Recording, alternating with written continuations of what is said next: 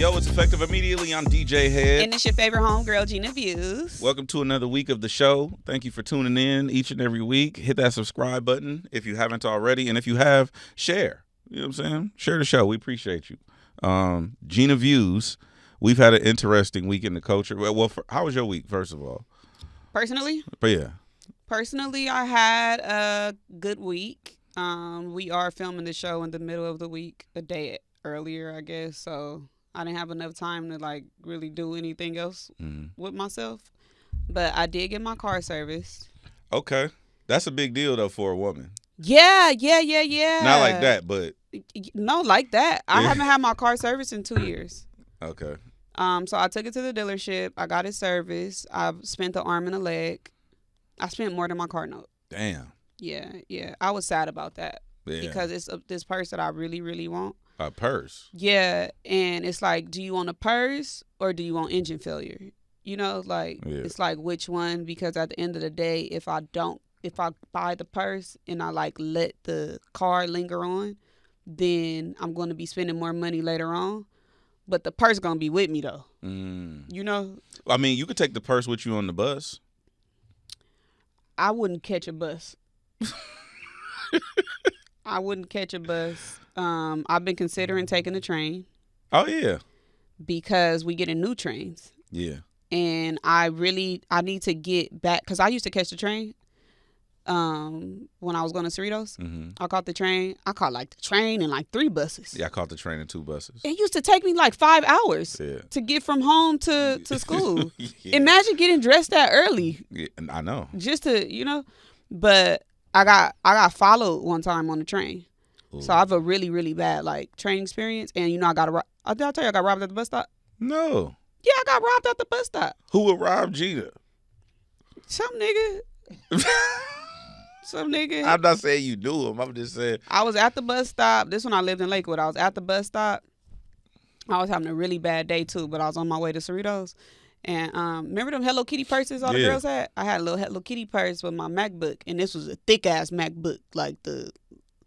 I might have had the first MacBook, but 20 years later. Mm-hmm. So my MacBook was in the purse, and I was sitting at the bus stop, and I was like this, and I was just so exhausted and tired because I'm at the bus stop. I'm on my way to school, and I just feel my purse slip from under me.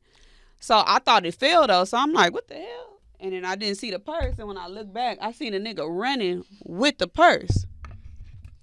I got up, and I took out, you bitch-ass nigga, and I, fired this shit up. You caught up to him? Yeah. So this is the bus stop. The gas station is behind me, and then it's the the driveway, not driveway. What is that called? The little how it go down to go into the street to turn. Yeah. So his car was right there. So he must have just seen me. I was slipping. Oh, he pulled over. I was slipping, yeah, and I ran up on him. So I thought I fired his shit up, but I was actually hitting the car. So I'm just swinging though, and I'm hitting the car. So he looking like he didn't expect it. He was so freaking thrown off. So we start fighting over the door and shit because I need to fade. His bitch and I'm bitch get out. The bitch is in the car in the passenger seat. She's scared. They can't believe this. Nigga, I can't believe this.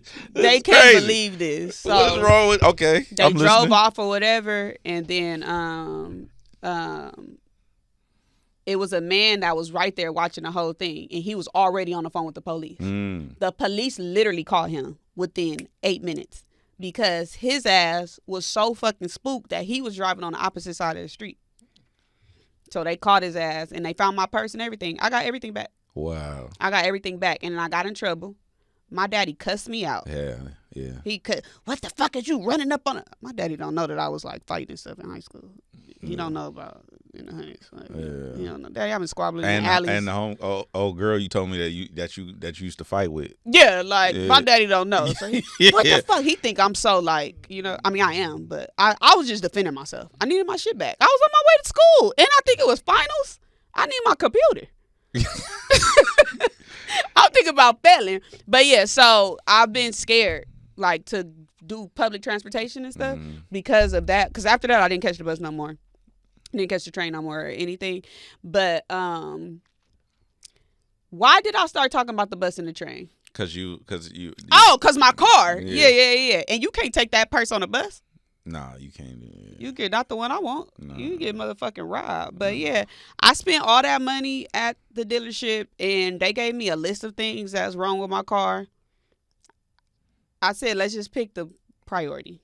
Whatever is the priority, because I'm not doing it with y'all. Since I'm here and I'm in y'all face right now, I'll pay for it, but I'm about to take it to somewhere in the hundreds. I'm going back to the hood to get this, what the fuck they tell me? They said my brake pad was split. You split it? How the fuck did you split a brake pad? I don't know. They said it's split in half. You just get in the car and drive it, huh? Yeah. Okay. Did they say the word caliper? I don't know what they said. They gave me a list, and my eyes went straight to the price list. So it was the list of everything, and then I went straight to I said, this is my budget today. All right, so look, just real quick, we ain't got to get into it. But okay. Look, so there's your wheel, and inside the wheel there's this disc thing. It's a rotor. I guess. Okay, so how you stop when you press your brake is the rotor gets pressed between the two brake pads. Mm-hmm. Okay, what happens is you done press that motherfucker so much to the point where you done cracked one. Mm-hmm. It's gone. It's split in half. I've never seen that. I can't even see it. I don't know. I've heard niggas push their caliper all the way out to the point where you got to get that fixed. What's a caliper? The thing that holds the brake pad. Oh. I ain't never heard of a nigga bust a brake pad. Yeah, they said it's split in half. They give you a lifetime warranty because it's impossible to break them. Really? Yeah. I also don't have a brake light. Like, no brake light has gone off. You know, I never got my brakes fixed. Bro. I've had my car for 4 years. It's almost paid off. Bro. My car's almost paid off. That's really why I'm going to get everything fixed, too, because I want to be able to claim something. Yeah. Like, I have something in my name that's mine. Yeah. But, yeah, it's split. It's still split right now? Yeah, it's split right now. And they said I need a new battery. Okay, that's normal. They said that if I don't get the battery, it's going to affect my engine, and then I might have to get a new engine. Yeah. And well, you can't start it. It'll start fucking with your alternator and shit. Yeah. Also, as long as the car starts, I'm good. No. What happens is you'll go outside one day and you'll hit the button and nothing happened. Oh, shit. We can't have that now. Yeah. You know what I'm saying? Yeah. So. And they said that my something in my car need to be changed or something because it's gonna smell like I'm gonna smell it in the air conditioner or something like that. I don't know what that is. Maybe an air filter.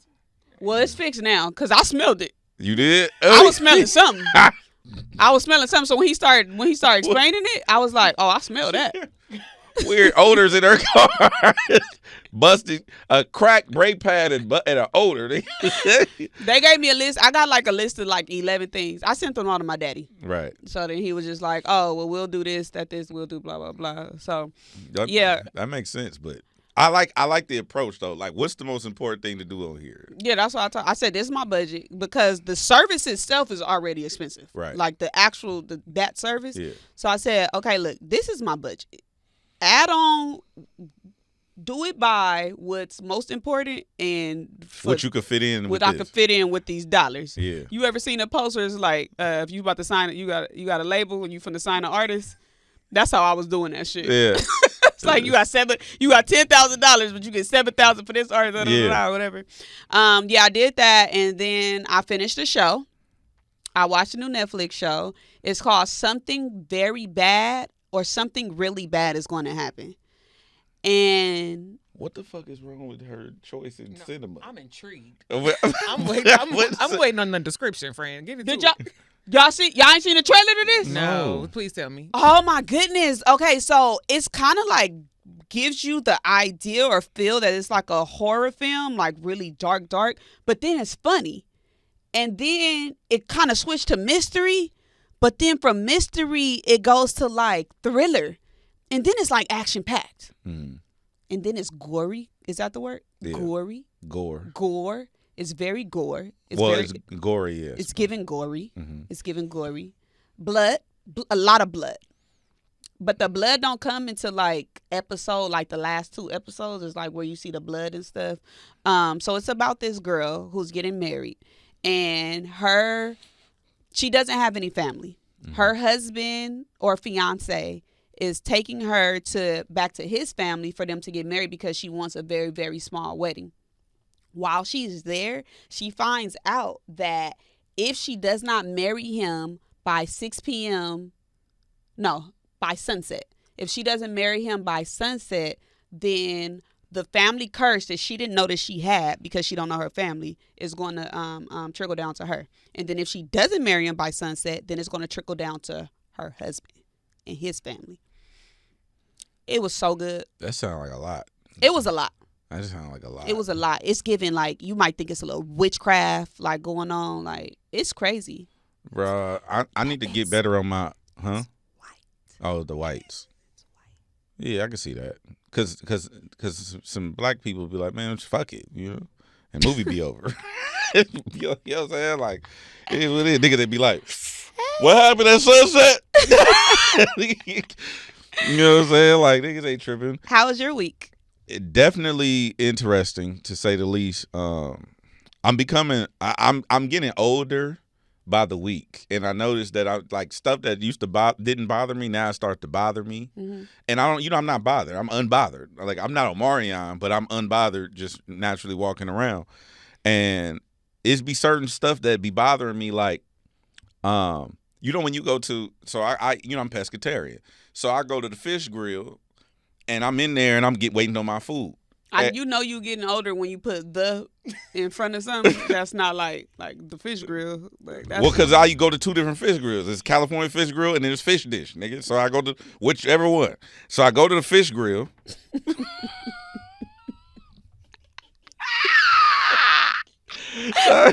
I'm at the Ralph's. I'm there, and like, so the issue I have two issues. One, the first one is when you order the food and you waiting on your food, it's like, it's because it be a bunch of teenagers and shit working, and you know what I'm saying? And it's like, hey, my nigga, like, I just came from the gym, champ.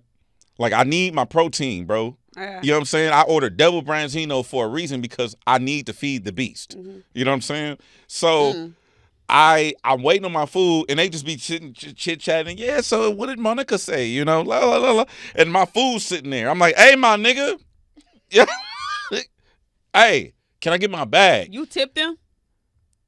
This the problem with the tipping system. Now you got to tip when you order. You got to tip in it. Why am I tipping through the drive-thru? I'm not tipping. I'm not advanced tipping nobody, bro. That's out. So I'm irritated by them not giving me my food because I'm hungry. And like, you looking at it sitting right there. It's sitting right there, but they chopping it up they talking about Sephora and shit.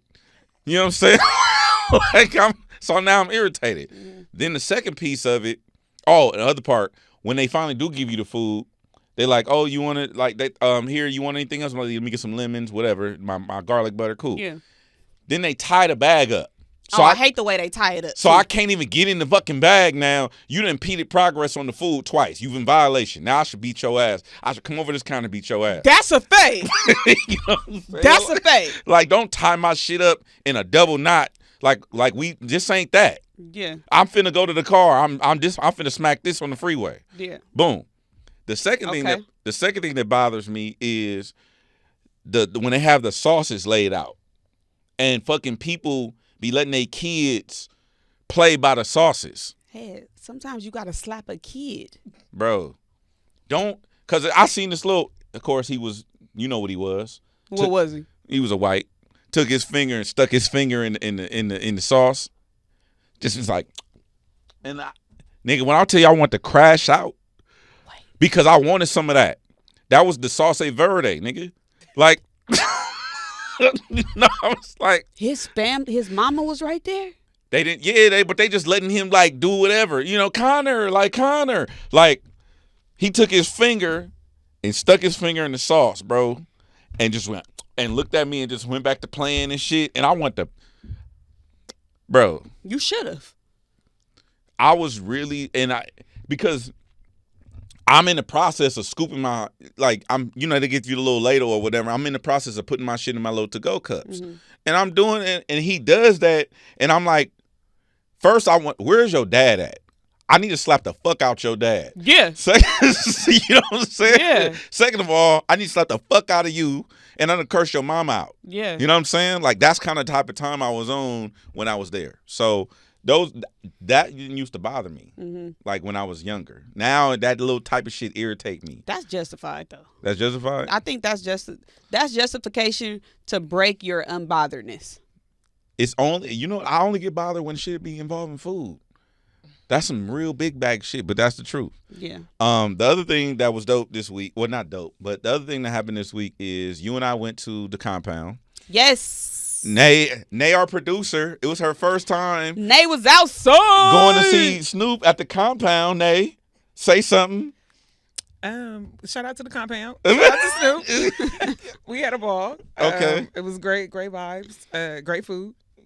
Turned up. Shout out to Snoop. Yeah. Okay? I had wings and things for the first time. Oh, for real? Mm-hmm. Yep. They I can't eat the wings, but I don't know how to. I don't know how to judge, you know, the food no more because I don't eat half of their menu. With that shrimp. You had the shrimp. The shrimp was good. That shrimp was good. I had so much shrimp. Me too. That pasta though. I had pasta, macaroni, You had shrimp, pasta? chicken. Yeah. Damn, they had pasta. We got pasta in our boxes. Rasta pasta. Damn. So yeah, Snoop dropped a short film. In which case he was playing twin brothers, and that was interesting. Or not twin. He was playing brothers, but one on one side of the fence, one on the other side of the fence. No, they was twins. They were twins, Mm-hmm. and it was the two things that's to go watch it if you haven't seen it already. Go check out Snoop's documentary, whatever. It's 10 to Midnight. I mean, not documentary. I'm sorry, short film, 10 to Midnight. Go check that out. But two things that stood out to me about that. One was I like seeing Snoop act, and I didn't realize that I like seeing Snoop act. And the other thing was, I think that there's certain, I'm not going to say who it was in case people don't watch it or I want homies to be offended. It's certain niggas that was in that, I like they acting better than their music. Ooh, shit. Because it was like, no, like, I'm saying, like, I think they could be really big, successful actors. Okay. And I was like, damn, like this, I like this person. Like, I think this person would be very successful as an actor. Now that you said that, I don't even want to shout out. Who in it? Who in it? Yeah, no. Shout out Rayvon and G Perigo in the J3. I seen YS. YS over there was in the cut. No, it was a few niggas in it though. The Whoops. The Whoops was in it. The Meet the Whoops was in it. What you call it? Jay Worthy was in it. Half Dead was in it. Like it was. G Perigo caught a body. He did catch a body. He caught a body. Who was the nigga that they killed? I forgot. But yeah, I don't know, and it's not slight to their music. I'm just saying, like, I think that they really should pursue acting in a real way. You could do both, like Will Smith did both. Like, I've actually, I never looked at Rayvon as an actor, even though he like does skits and stuff. Like, you know, Rayvon funny for real. He's funny. But recently we've seen him in Laugh, and then just now seeing him on there, I do want to see him do more acting. More acting. Yeah. Yeah. I just think that, and like I said, I want him to get a real role, like some Snowfall, like some LA based exactly. shit. Like I want him to do something like that. But what's it called is good too. G Perigo's good. Facts. I just think, I don't know, like I really want to see some of the homies do that. The soundtrack though that goes with 10 to Midnight was dope. There was a song on there produced by Rick Rock. And actually, let me pull it up. The Pockets? Is that the Pockets one? So the bitch stop counting my pocket. That was like some real Snoop shit. But that ain't the one. I'm actually I want to shout it out because it was dope to me. That's the one with Trinidad James. Nah, that's the one Trinidad y'all James like. Was there too? Trinidad was he James. in the movie? Yeah, Trinidad James He was in the movie. He was on the he was in it, but he was on when the was in the cell. He was on the he's on that song. The lead song from the short film. I saw a lot of social media users confused, thinking that Snoop Dogg was like trying to fake like he had a beard or like facial hair and stuff. Like that's what people was like. When the fuck Snoop Dogg get a beard? And really? Yeah. But I saw other people correcting him like he just dropped a short film with his album and stuff like that. Yeah, I think it's. Yeah, Slid Off is one of them. Excuse me. And it's another one called, I think it's Pop My Shit. Oh, Bread. No. Oh no, Pop My Shit. Pop My Shit. That's the one. That's one y'all like. My shit was Bread Under the Bed. That shit so hard. That shit was so hard. But yeah, shout out to Snoop. What was you about to say? All of it, all of the music that was played in the movie it fits so good in the movie. Like, it's almost like I would like to know, was the music created for the movie, or was the movie created for the music? I think from what Snoop was, I did a Q&A with Snoop too. Thank you, Uncle Snoop, for that, and the whole team at Death Row. But when I think I got the gist from from the way he was answering the question. He did he had the concept for the music, and he wanted to bring it to life with a short film. So it was more like the music first, because he said that verbatim, like music is always first, and then the ideas come from the music. Yeah, it literally fit perfectly. I was also just excited and like just happy to see something that's for us, right? With our artists, Yeah. And I'm glad that he's keeping that, because that's what I think people forget, how long or how many films Snoop Dogg has been a part of or worked on. I remember Bones when I was a kid. I remember Bossing Up. Like he's in The Wash. He's obviously, we know, one of his biggest roles that we probably one of the most like notable ones is Baby Boy. Yeah. But remember back in the day, like where you would get all of these movies, like not like that, but like low budget films and stuff with rappers and artists that you recognize. And also too, I know this is totally off subject, but there's like there back in the 90s, it seemed like it was like a universe of actors and actresses that all were in different movies, but same people, but different movies, and obviously like different characters. Yeah. But they fit the universe. There's a theory that Poetic Justice and Boys in the Hood live in the same universe. Oh, I have seen stuff like that. I have seen stuff, but like it's the that. same. I'm trying to stop saying same characters, but same people playing different characters, but they all within the same universe. Yeah. If you look at any of like Boys in the Hood, Friday, Players Club, a lot of the people in Players Club is in Friday. Facts. A lot of people from Players Club are in Friday. Damn, we didn't even ask you about that. Mm-mm. That's the next one. But it's like they all bookmark that. Yeah, they're all in it's like the same universe. Bernie Mac is in Players Club. Bernie Mac is in Friday. Ice Cube, obviously. Even Don't Be a Menace. Don't Be a Menace to South Central. It's the same characters. Yeah. It's the same characters. I forget his name on Players Club, but he's in Don't Be a Menace, and he's in Players Club. He plays Ice Cube homie. Damn, yeah, bookmark that, because that's definitely, I should. Hey, you know what's funny? I don't have a direct relationship with Q. Like, we know we have mutuals. Mm-hmm. I'm really cool with O'Shea Jr., right? O'Shea Jackson Jr. And me and him be talking shit to each other. Sometimes, whenever stuff like this, like you just gave me a revelation, like you write about the Players Club and Friday or whatnot. I be wanting to call O'Shea like, hey, can you put your pops on the phone? Like, call your dad on three-way. I got a real question. Yeah. Like, so when the nigga did death certificate, like he wasn't even born. Yeah, he wasn't even You know what I'm born. saying? Like, he wasn't even around, bro. But it's like, I got real questions for your pops, and I don't know who else to call. Like, I'm telling you, I don't know what it was. Obviously, we wasn't there, but that's one of the things that I wanted to talk to like a John Singleton about. Because even if you think about like The Best Man and Boys in the Hood, it's some of the same characters. It's like it was like a universe back then where they was all just, in which is how Tubi is right now. Yeah. Where it's the same characters, but it's like different TV shows. If any of the like Chicago or Detroit movies, you're going to see the same characters. It's the same people and stuff or whatever. But I don't even know what that's called. I don't know if that's something that was intentional. Like, I don't know, but that's just something that I noticed just growing up watching these films and stuff, that a lot of the 90s movies, they use the same actors. It's like it seemed like it was just one universe where they was just like, insert person here. That's what it felt like to me. Okay. Bookmark that. I'm probably gonna text that nigga low key. No, you gotta wait till he come back. Wait till he come back. Yeah. All right. Okay, so there was apparently an email that went around that I was not aware of. Okay. The white people up here at SiriusXM end up emailing our program director. Shout out to Brianna. I fuck with her. Brianna ended up involving you and our producer Nay and Avery. You complicit too. Our audio engineer and our producers and everybody. Irene, our social media. Everybody is involved except me. Hannah. I'm looped out. Hannah, that's your ass too. It's an email thread of like 7 people. Yeah. Also, and the people in the front, the Oh, security. yep, Glenn. Glenn is involved, Isabel, all y'all niggas. I putting cases on all you bitches. There was a email thread I wasn't a part of for April Fools to get me. Y'all brought in a bag of rocks. I didn't know what the fuck was going on. Y'all got my reaction. Shout out to the social media team. They edited. Oh, J1 know about it. J1 knew about it? Yeah. That's crazy. You be thinking you, all right, bet. So, what?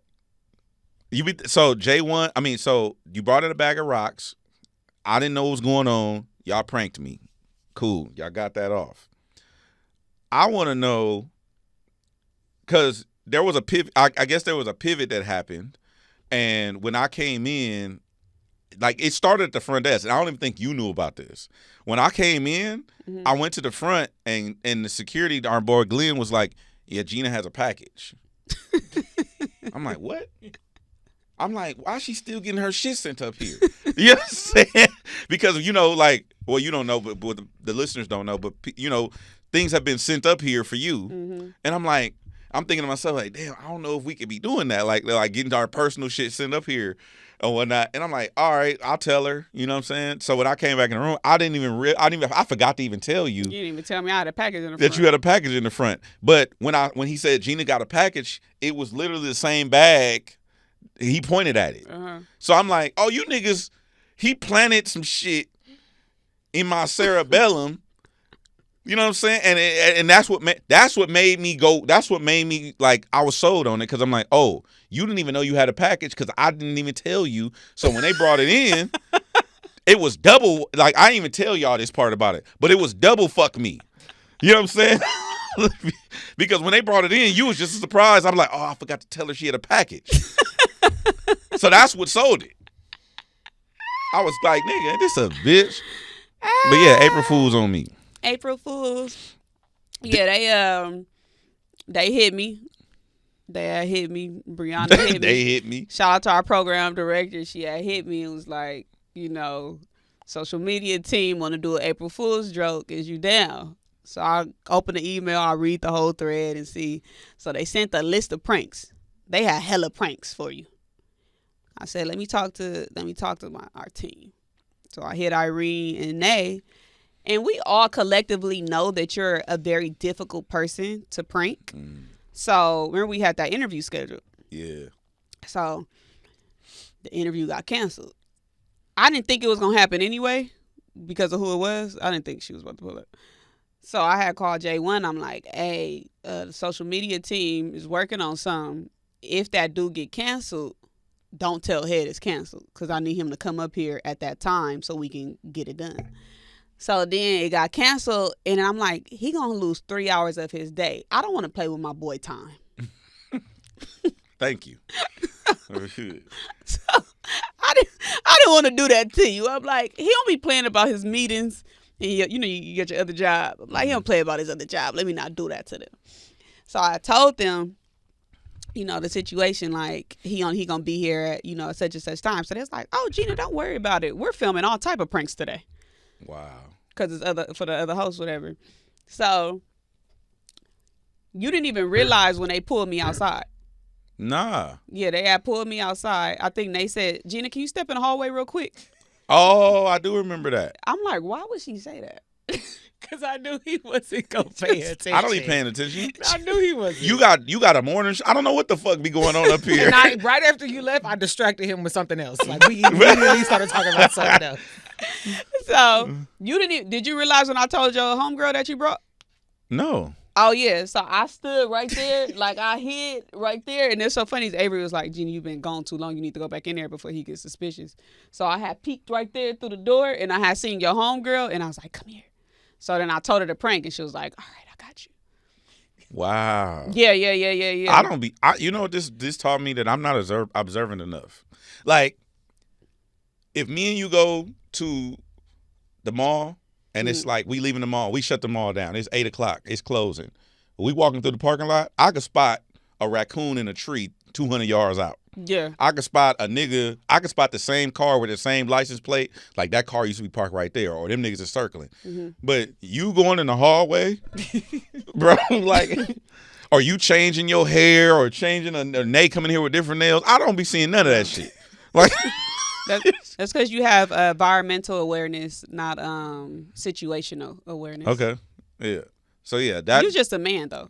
Yeah. That's okay. That's a fact. That's all right. But yeah, we got you.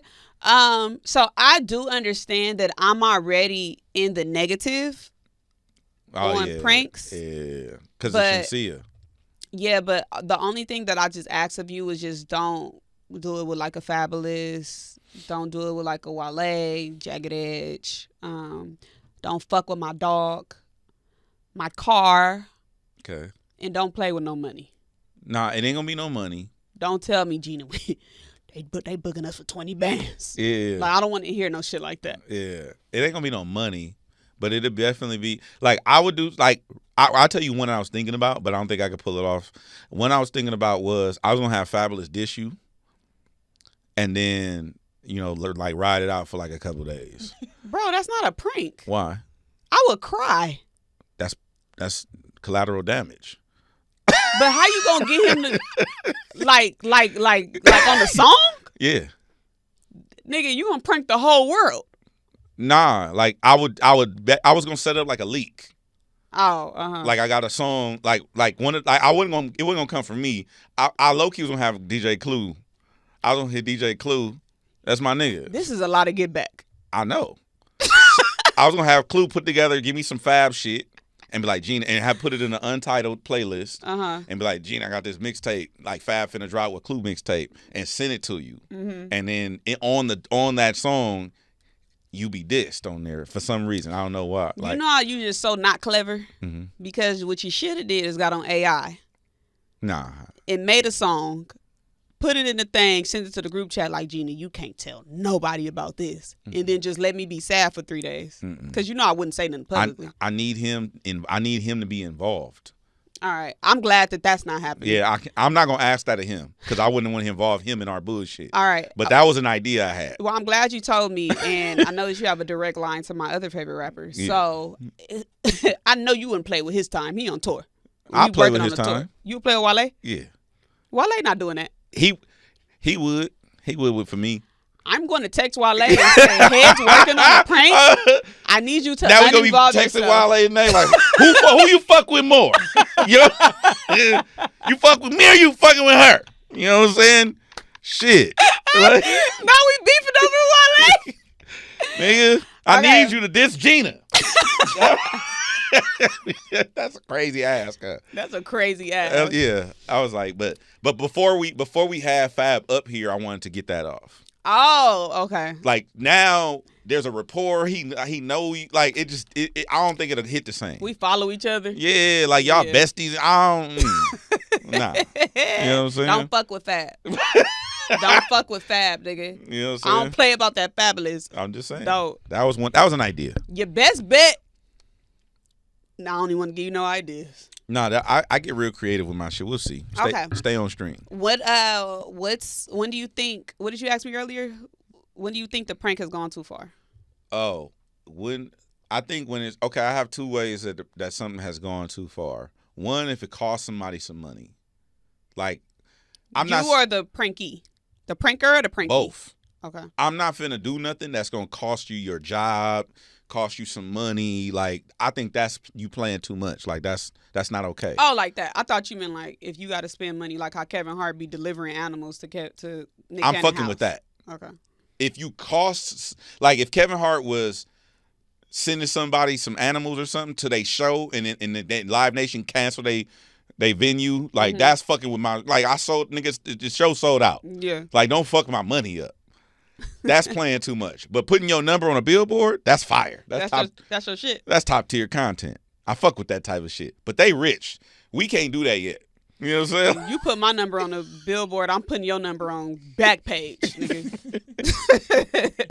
You know what I'm saying? Like you gonna be getting feed inquiries. Once we start, okay, I put it to you this way. I'll tell you the truth. Maybe let's say when you get your first $1 million contract, I'm putting your number on a billboard in LA for somewhere. Okay. It ain't gonna be in the hundreds. It's gonna be like right off like Manchester and Fig. Like Open 24/7. it's gonna have and I'm not gonna put your face on it because I don't want to get sued for libel and likeness and shit. So it'll just be like just a number. Like There ain't nobody reading billboards. if your number up there, I put your name up there. Y'all think people read billboards? Hell yeah. Yes. Hell yeah. Oh, you know which one I get? The one where right there where you about to get on the 405 You in don't got no Inglewood? money for that. I know. You know what I'm talking about? Yeah. The new gateway to Inglewood. Like, yeah, that's the one that be playing movies and shit. Yeah. Up there. It be For real. trailers. You don't think that's a driving hazard? I think that. Bro, I watched the whole Paradise trailer on the damn thing. Like, damn, I want to watch a new season of Paradise. I gotta get Hulu, nigga. But yeah, like I'll probably do some shit like that. Okay, hit us up in the comments and let us know what is a prank that either you've done to someone or someone who's done to you and it just went entirely too far, or if it was just a really, really good prank, like just a good prank.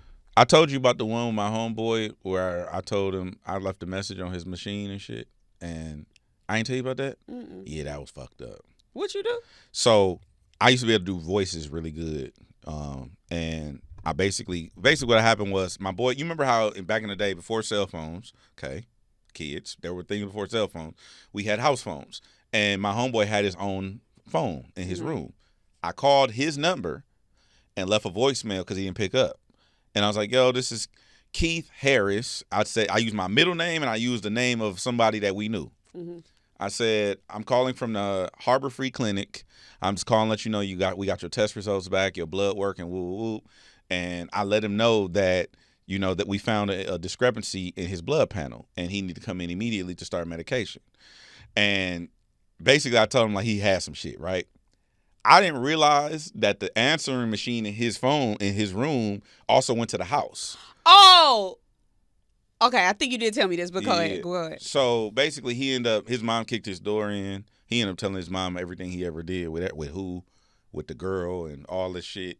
And they cried together. And then he finally listened to the message. And I said, call me back as soon as possible at this number. I left my real number. Mm-hmm. He called me back and cursed me the fuck out. But that was like one of the worst ones I did. Are y'all still friends? No. Y'all stop being friends after that? I don't think it was because of that, but I don't think I won a lot of favor after that either. Was it April Fool's? It might have been just a Tuesday. I used to play too much. He caught this nigga in the middle of September. It might have I played too much. Okay, so you knew how to do like voiceovers and stuff? I used to do real different. I used to be able to disguise my voice. Now my voice is fully like, but this isn't like. Oh, when you was a kid? Like high school-ish, college. Sheesh. Yeah. Okay, so Versuz happened. Versuz happened while we was here. I think. What do you think the stock on turtlenecks went after that? That nigga wore that turtleneck out, bro. Tank. I didn't know that they were funny. You didn't? No, I didn't know they were that funny. I didn't think they were that funny. Yeah. But I knew they had jokes. Tyrese from Watts. You gotta have jokes to be from Watts. They have really good chemistry. You could tell they like really homies. Yeah. For real. But two things. One, I didn't care to watch. I'm not an R&B head like that. I wanted to watch it just because these are men that I respect, like, they the homies or whatnot. The other thing was people really feel a way about they R&B. Like, you know how we like you a rap fan. You feel like Sue Surf, like you one of them niggas, right? Mm-hmm. R&B people might be worse than hip hop niggas. Oh, they're like the Barbs. I didn't know. I didn't know either. I found out though. Yeah. I've been deleting tweets. For real. I don't delete shit. What happened? So I had tweeted, Tyrese whipping feet. Yeah. And it was so many tweets like, what verse is she watching? You watching the wrong shit. You da-da-da-da-da. Clearly she got paid to tweet this and like stuff like that. So I'm thinking like, is my algorithm all Tank fans? Like what's the, But also I think, this will make it too political. What I'm about to say will make it too political. But I think we do need to figure out the rules for Versuz. There needs to be a clear. Yeah, because in my mind, you win off of your catalog and your hits that you performed. Regardless of what you wrote, regardless of what you did for any other artist. So I was judging. Wait. So what you're saying is, like, you went around based on that song that you play? Would say that again? I'm saying that to me, Versuz is hit for hit based off of the songs that are your songs that you perform. Oh, regardless of who wrote it and yeah. Okay, got you. Regardless of the writers. Okay, got you. You get what I'm saying? Yeah. Because Tank cheated. That was Tank and Friends. Okay. That's what that was. You talking about like him bringing out? That was Tank and Friends. Okay. Because these are songs that he wrote. Obviously, he has a crazy pen. He does an amazing. He's an amazing live performer. He's a better live performer than Tyrese is, and he has a better pen than Tyrese does. Obviously, he's written for for other artists, but Tyrese's catalog is better than Tank's. So, the fact that the consensus was Tank won based off of his pen for other artists and based off of him being a better live performer, I just didn't think that was equal. I see what you're saying. Because that would mean that, because now it's obviously this is all one sport, but it's just felt like it was different categories. Okay, let's stay right there. Okay. Let's go to Dipset and the Locks though. Mm-hmm. People look at that Locks moment as a thing because of the performance though, not because the song New York is better, but because that's not even Jadakiss song. That's Ja Rule's song.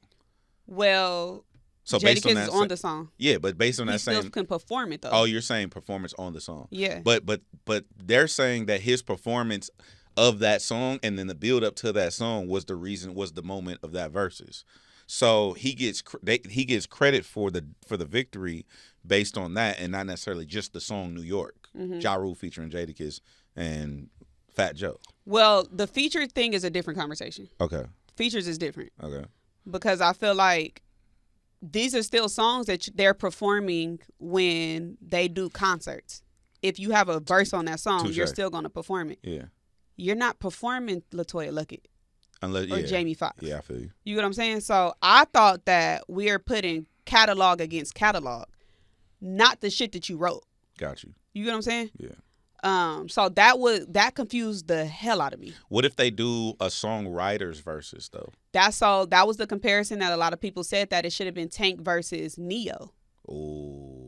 Rather than a writer singer versus a writer singer, not a writer singer versus a singer. An artist, yeah. Yeah, because you can pull all type of tricks out the bag. Facts. If you done wrote for half the industry. Facts. The Dream, fucking. Yeah. You wrote for half the industry. That's a clean sweep. Because you can pull in, yeah. Sean Garrett. Now, okay, same thing. Let's take Tank out. And you put Sean Garrett. Versus Tyrese? Let's just take Tank out and put Sean Garrett versus Tyrese. Sean Garrett can bring out Beyonce. Usher. He done wrote so many songs that he wrote on Destiny Fulfilled, which is arguably one of the best R&B albums of all time, and Confessions. Yeah. You know? Yeah. But he whoops Tyrese's ass. Washes him. That's not fair. That's not an equal comparison. I get it. Does Sean Garrett have bangers? Absolutely. Gripping on the Bed is amazing. Mm-hmm. You know? I don't let them girls, like, he got some shit. But catalog with catalog, if it's just his catalog and the songs that he performed against Tyrese and the songs that he performs, Tyrese whoops his ass. But when you bring out all them artists that you pin for, you know what I'm saying? That's why you say Tank cheated. Tank and Friends. It's Tank and Friends. That was Tank and Friends. Well, I mean, didn't he had Chingy, he had the turtleneck.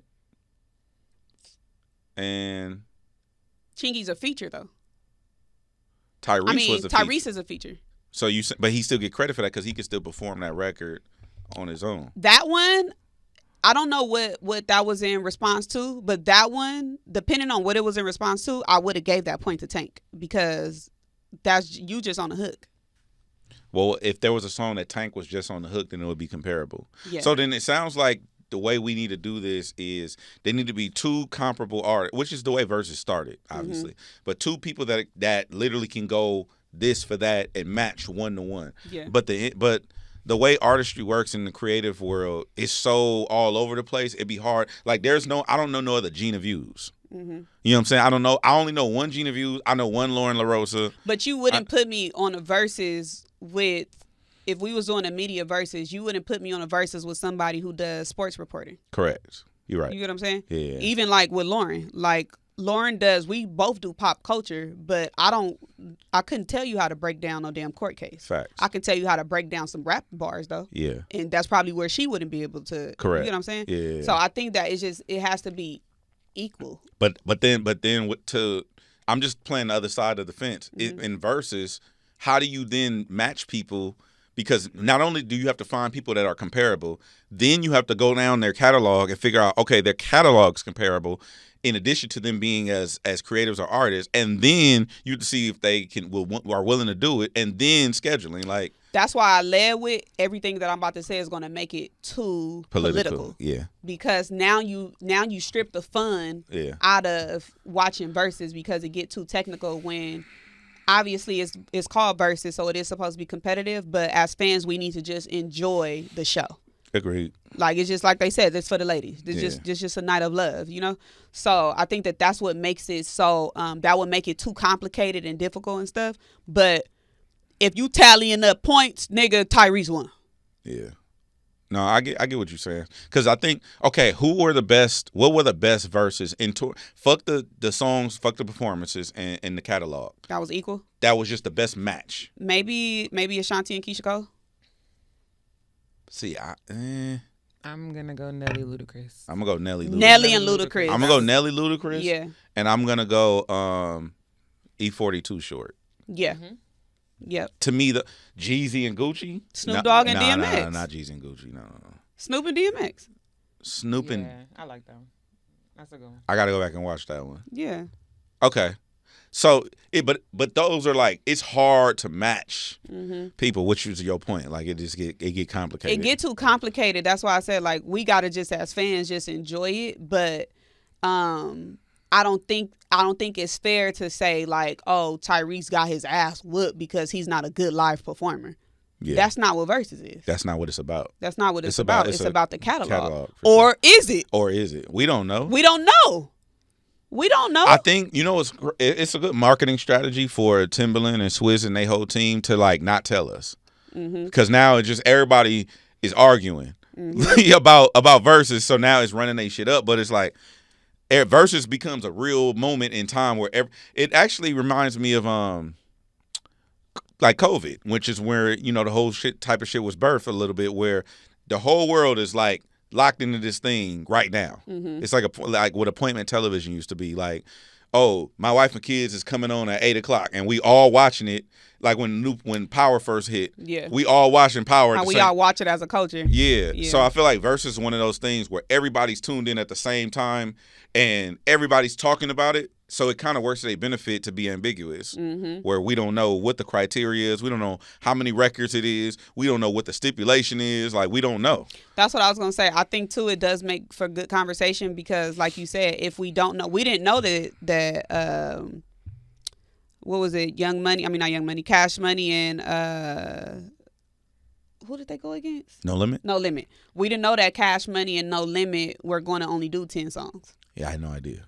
So it's like, if they don't tell us, and I think it also works if they switching shit up. So, like, just switch the rules for per. Just switch the rules up. Oh, if they switching shit up, if they just switching stuff up, because we don't know what to expect. You don't know what to expect in a football game. I have no idea. You don't know what to expect in a basketball game. You just know, and I don't watch sports, but I know that y'all be shocked when niggas start fighting.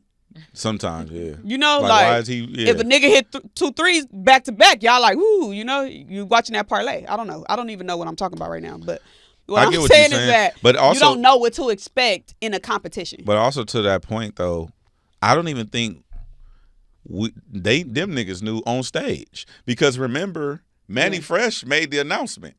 But he was making an announcement to the homies on stage. To the crowd. He wasn't making an announcement like to the world. He was like, no, they told us we got 10 songs, blah, blah, blah. And everybody on stage is like, oh, all right. Like, because they didn't even tell them niggas. They had 3 last songs. It was like this the last song. It was and three more last songs. Yeah. And we only gonna do one verse and one hook. And that song was 4 minutes. Whatever. But yeah, I do think it needs to be like it does need to be equal for the conversation, but also it's like I do kind of enjoy seeing people talking about these legendary acts. Yeah. Like I enjoy seeing them get their love and their credit and stuff because I don't know if this is true, but I'm going to assume that when Versus happens, that these people catalog, it goes up, you know? Yeah. So, but yeah, I thought that was a good one. I thought it was a good Versus. Are we gonna get a classic? I mean, pick a classic R&B versus. Oh shit. Like I'm talking about groups. Well, they got to redo that Jagged Edge in 112. Huh? They gotta redo that. They got to redo that one. I think it was 112 only had 2 niggas there. It was only 11. It was only 12 there. 12. I think it was 3 of Jagged Edge members. I forget, but remember they did it early on when it was like on the phones. Oh, okay. All right. Well, let us know what you think. Boys to Men. Boys to Men and who? All right, what I'm about to say, I know that it's gonna piss some older people off, and they may say that it's not equal. They already mad at us. Some more old people. They mad at Hed for his Jay-Z Nas take. They over there flaming. Oh yeah, they killing me for that What'd you say? because I mixed them up. Well, they saying Nas was on his way out and Jay-Z was becoming the GOAT. I told the story based on the one Where perspective. they was at When during I the asked beef. Yeah, they not. I was liking telling his the take. story of Nas, but I was saying it was Jay-Z. Just old nigga shit. Oh, do I need to clip that? Maybe. Little money on TikTok. Anyway, Let me know what you need. Now. Fuck it's okay. I'm over here. I'm like a chef in the kitchen. What you need? We gonna piss everybody off. But I was gonna say Boyz II Men and New Edition. That's what I thought. Really? Also, that's not bad. I thought That's New not Edition. bad. I thought New Edition. But didn't Boyz II Men discover New Edition? People look at them, Or as, is it the other way around? people look at them as their offspring. So Which one? Because I think I said it backwards. New Edition was first. So New Edition discovered Boyz II Men. I remember in the movie where there was one of the characters was one of the members from Boyz II Men, and they like crossed paths on a bus, and he said, "I'm blah blah blah." That happened, right? I believe so. Yeah. Yes. Let's have Hed fact check because we are in front of our trusty computers. Well, yeah, I think that's what it is. But that's why I said that the older people might be mad at that. Michael If Bivins of one- New Edition discovered and mentored Boyz II Men Yes. in 1989. Yes. Mm-hmm. They So- snuck backstage to in a concert. But yeah, I remember that. So it I might know not the New be Edition. a fair fight. Yeah, Mhm. New Edition basically is like not. I don't say they birthed the Boyz II Men, but you know, Mhm. that is the consensus that the Boyz II Men is a spinoff Of New Edition. of New Edition. Yeah, Yeah. which they held the mantle. Like Boyz II Men ain't nothing to slouch at. I think that would be a good one. Yeah, like that'd be hard. Because who else? I don't know. And I feel like we need another one with the opening verses. The one they did with Omarion and Mario, I love that. You know what? I think I had an opportunity to interview Michael Bivins one time. I would like to have him come up here because like that'd be crazy. Michael Bivins was a part of 2 legendary groups, and that's very rare. Like I think I'm gonna sound like a real dumbass. Immature was different from IMX. How? Okay, so we dropped the ball on that Marcus Houston interview Okay. because I found out, shout out to Spank, shout out to my boy D Spank, the original member in Immature is not, the original members are not the same. Correct. I knew that. I didn't know that. You didn't know that? No. That's why I just asked you that question. I'm like, how are they different? That's the difference. Wow. So I didn't know you didn't know that. So that's where I was going with it. I'm like, how do you – there's very few people who are part of 2 monumental groups, like 2 separate groups that are like big as fuck. You know what I mean? Like Marcus Houston is one of them people. Well, no, it's still the same group. So it's like Different it's like Bugaboo, Destiny Child, and Soldier Destiny Child. Yeah, same. Just switch. It's still the same group. Just switching just members. different members. Right. So it's still the same thing, but they changed their name. But I think we asked them about that. We asked them So it's why the was the name same changed. members in IMX and Immature. One of them is the same. Two of them are the same. But the Asian one that's on House Party, he's not in he's not in IMX. That's a different group then to me. Why? Because it's not the same members. Just like Destiny's Child is separated into 2 tiers. OG Destiny's Child and Destiny's Child that we know. Okay, I get what you're saying. You Well, know yeah, what I'm that's the difference. So, but it would be the only difference would be is if they didn't change the name. So it would be one legendary group if they never changed their name. But remember when we asked them, I think I want to say we talked. I don't know if we talked about it off camera or on an interview, but he said that it was just different wording. Like they're still immature. It's just spelled different. Yeah, that's above my pay grade. I don't know. He said something like that. Didn't he say something? Y'all remember that? I don't remember that shit. He said something like that. Like it was just wordplay. Like he said something like that. Like it's just a name change. Got you. Well, my point is Michael Bivins is New Edition and Belle Biv DeVoe. I got to talk to him. Yeah. Like that's insane. Like you got classic records of 2 different groups. That's crazy. Like that's anyway. What's your legendary verses? R&B. Yeah. Like R&B groups. I want to see the Whites do it. Who? I want to see the Whites do it. That TRL's for them. You want to see NSYNC and the Backstreet Boys? That would be crazy. Would it? No. Not at this point. There's 1,000 words that I can say No. to make you come home. Been so long since you walked away. Oh, you know what I wanted to ask you? I would say. I'll save this for Twitter. Oh Lord. What? I would say. I don't have a good one, but I definitely would like to see B2K. We seen it. No, I'm talking about Go Again. Against who? Right. It's like an older group. Like I want to see like how you just had the Boys to Men and the New Edition. I want to see them like who's the B2K before. Shit. Do you get what I'm saying though? Like a generational versus like. Okay, see, the generational verses to me is Chris Brown and Usher. That's gonna shut shit. They gotta do that at SoFi. They gotta sell tickets for that. They gotta sell tickets for that. Niggas is going to that. Like nigga, I'm not finna watch that shit on Apple Music. Yeah. I'm pulling up. That nigga Usher danced on the side of a wall. Chris Brown flew in his last tour. Nigga, I'm going to see that, bro. Is it the old people gonna be mad? They gonna be mad anyway. 112 in B2K. Nate? Why? Okay, y'all don't hate me. When you said B2K, I thought B2K and Jagged Edge. Okay, I did think that, Me but too. the only reason why I changed my mind is because they don't dance. Jagged Okay. Edge don't. Jagged dance. Edge don't really dance. Touche. 112 dance. Does it make up for it that B2K might not have enough hits for Jagged? B2K. Do they got 20? And that's coming from a fan. I'm a fan. Because I don't want y'all to cheat and do Omarion songs. Man, they for sure running them Omarion right. They gonna do 3 Omarion right. That might happen. Nigga, if they got 15 records, 2 of them is Omarion Okay, but records look, for and sure. you know why that's not equal to? We back here? What? Because Jagged Edge don't have a member that went solo. That's not Yeah, equal. so You're right. that's true. You know? I don't know. All right, I don't know then. B2K. But we damn near got a B2K versus. B2K wasn't in the building, but we heard the songs. Yeah, And we lost. I don't have a comment on that. We lost. We lost, and Mario was performing shit that we didn't know.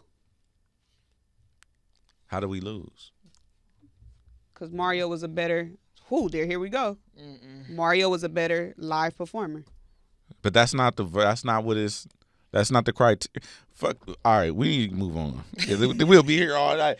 Nigga, this whole show be verses. You know, we need to talk to Swizz and Timberland. Absolutely. We need to talk to Susan. We need to talk to them. All right. We need to talk to them because I'm gonna try to put a call in a favor because we need to figure this out. I think these are very justifiable questions. The people want to know. That like what are the rules of this shit? Like, what's the criteria? Yes. We need to know. So that way because now you can do versus scorecards. Like boxing. Oh, that was an uppercut. He landed. There was 23 landed punches. Oh my And God. you know what I'm saying? Like it'd be like that, as opposed to it being like niggas just arguing on my timeline. Like, you know what the fuck you talking about, old nigga? You know what I mean? Like, Beauty and Black season 2. Top tier television. You know what I love about this right now, like, cause it's like, as my brother, as my boy. It wasn't shit I could tell you to get you to go watch some fucking soap opera shit. Mm-mm. Like nothing. So I am so happy. Shout out to Sade for getting us them Beauty and Black interviews to force your ass to watch it. Yeah. Because now you see it's so good. It's good. The writing is fantastic. Amazing. The character building, the world building is fantastic. Like, shout out to Mr. Tyler Perry, man. Mm-hmm. And you know what? Not shout out to Mr. Tyler Perry. Shout out to the cast. Shout out to the cast. Because they acting their ass off. Mm-hmm. And yes, the script is good. The stories are good. The writing is amazing. But it's them who are bringing these characters to life. Mm-hmm. Like, when I'm seeing these dudes, like, to the point where now I don't, this is gonna sound fucked up, but when I see the actors, I don't even see them as actors. Mm-mm. Like, nah, bro, you old boy. I see them as my, like, dysfunctional family. Yeah. Like, they are doing so good on this role. Like, they sell their roles. Mm-hmm. And I feel like everything that people used to say about Tyler Perry, the acting is bad, the writing isn't good, it's too dramatic, it's not realistic, the hair is bad. Hair good, writing good, the storyline makes sense. Realistic as hell. It's very realistic. And like you said, it's shot well. It's shot really well. And the budget looked crazy. You know what's dope too is that, and I know we're gonna talk about this 50 Cent thing, but what I like about it is that I know he's shooting all this at his own studio, because I know he has these back lots, and I've seen. I'm a movie nerd, so there's a studio in Atlanta that they shoot all the Marvel films on, and I know that Tyler Perry wanted to get in on that business too, so they started shooting stuff with Tyler Perry, and so Tyler Perry Studios, it's in Atlanta, and as I'm watching it, I'm like, oh, I know that scene, because I be looking at drone footage. I'm a nerd, so I be looking at drone footage of Tyler Perry Studios and shit. And I'm like, oh, they shot that right there in that coders. I like nerding out in that way. Yeah. And so when I'm watching the show, to me, it just gives another level of interest. Yeah. That's dope to me that a black man was able to buy his studio and then shoot his own productions, and the productions are comparable to everything else you see on Netflix. In addition to the fact that it's #1 on Netflix across every format. Nigga, they set a house on fire. Yeah. I knew the budget was crazy. Budget crazy. They out there wrecking cars I can't pronounce, blowing up cars I can't pronounce. I ain't gonna lie though. If I had one critique, What? is that car explosion. That shit was ass. You thought it was ass? that car explosion was ass. I must have been high. That car explosion was ass. That shit look real to me. Don't blow the car up. We know what happened. Blow it up off camera. Because when you blow it up, the CG, like, no disrespect. I want to be in a Tyler Perry production at some point. I don't want no exploding cars. He chopped the body up. Yeah, that shit was crazy. He chopped the body up, and the body just sitting in the shower, like when I season my tub. When I'm cleaning my tub, the body's just sitting in there. I think the body's still in there right now. Did they ever go get it? No. Well, no, the mom had the people come clean it up. Oh, yeah, because that's when they caught her. Yeah, when he caught her on the camera. hidden camera. Yeah. Yeah, and also what I like about Beauty and Black is the storyline is so real. Like, it's rooted in, it's ground level, it's rooted. It ain't over the top like the movie. What was the movie with the casket when we had something in black, Love in Black. Marriage and Divorce in Black. Yeah, where they had to take him out the casket. Like, come on, bro. Don't get me wrong. Craziest shit I done seen on camera in 40 years, right? Crazy. Took the nigga out the casket. Take him out the casket. And she took the dress off. With a straight face. Well, and she just had on her, like, because my grandmama used to have that shit on. That's the craziest shit I done seen on screen, hands down. But that's not believable. You know what I'm saying? Mm-hmm. But it was a scene that was needed for culture. Like, I fuck with it. But Beauty and Black, to me, the storyline is believable. If you go all the way back to the beginning of season 1, Kimmy meeting Mallory and the way she met people shitting on what you call a little girl in her Mm-hmm. or whatever. Like all that stuff is real, and I have real world tangibles that I could tie to somebody I know that's been in these situations. It was even too a full circle moment when they tied season 2 back into season 1, like you said, like when she met Kimmy.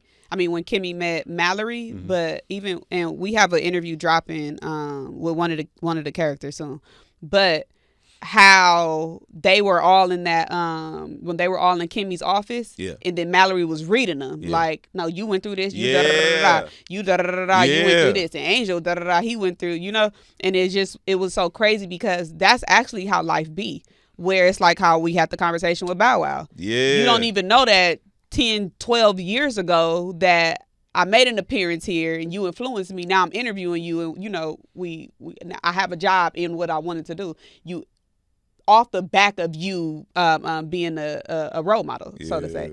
So being that she's working with Mallory and she looked up to Mallory, and then now Mallory boss. Mallory's such a boss ass bitch. Yeah. Mallory a boss, but I fuck with where we headed to season 3. They didn't confirm. They say, the streets say, and when I say streets, I'm talking about Twitter, that season 3 is already shot, but we won't get it until 2027. And supposedly it took them 5 days to film it. Word. That I believe. I believe that. I done had multiple people tell us about Tyler Perry's shooting schedule. Yeah. It's like, oh, you got to come ready. We've had a lot of the cast. We have. We're only missing Kimmy and another full circle moment. Obviously, this is not in the script. I forget his name though. Mallory's husband. Yeah. He said that when he got the call to do that, he was doing Uber Eats and he didn't have no money in his account. Yeah. Did you see that? Yeah. That's really how it be. That's really how it be. That's really how it be. I want to talk to him. Yeah, me too. We got to get him. But yeah, we done had everybody. No, we can get them. That's if they come to LA. Oh. It don't even got to be off of the back of Beauty and Black. I want to talk to Debbie Morgan. Yeah, she's a goat. I was watching it, and okay, obviously I know that she's been doing movies from, I think the first movie I can remember is Eva Badu or Eve's Bayou. Yeah, that one. Eve's Bayou, yeah. That's the first thing that I could remember. I never even seen it. I just know that she's in it. And then obviously Love and Basketball or whatever. So I know that she has like a long history of acting. That's her in Love and Basketball. That she's a mom in Love and Basketball. I thought that was Alfred Woodard. In Love and Basketball? Is that Debbie Morgan? Omar Epps' mama is Debbie Morgan. Oh, Omar Epps' mom. I'm thinking about Sanaa Lathan. No, Okay. Omar Epps' mom. You right. Damn, her catalog long. I know it's crazy. Bro, she was in Defender, she was in Ghost.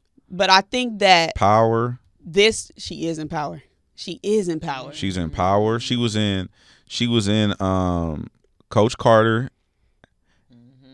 Damn.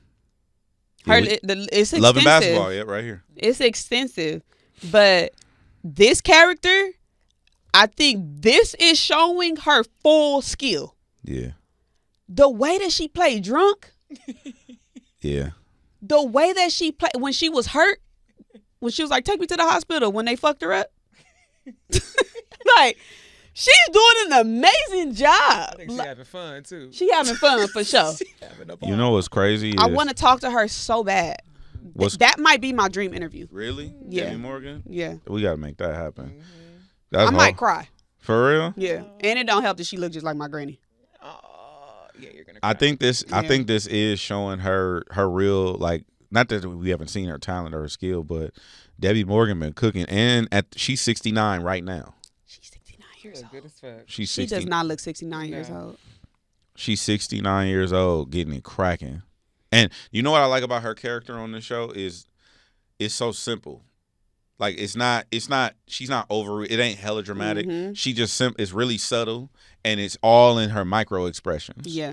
That's acting. Like that's a different level of talent that I respect that so much. Yeah, I fuck with her. But while we talking about Tyler Perry, Mr. Perry, 50 Cent just opened his film studio, which is the second largest black-owned production studio in the world. Hey, let me ask you 956,000 square feet. Let me ask you a question. Let's say somebody beefing with you. Somebody, y'all at it. I'm talking about full on beefing. Timeline, nigga, it's Dirty Mac. It's all kind of shit going on. But the girl you beefing with buying up everything. Nigga, having the most success she ever had in her life. How you feel? I wouldn't beef with a bitch with motion. I wouldn't beef with a bitch with motion. I just wouldn't.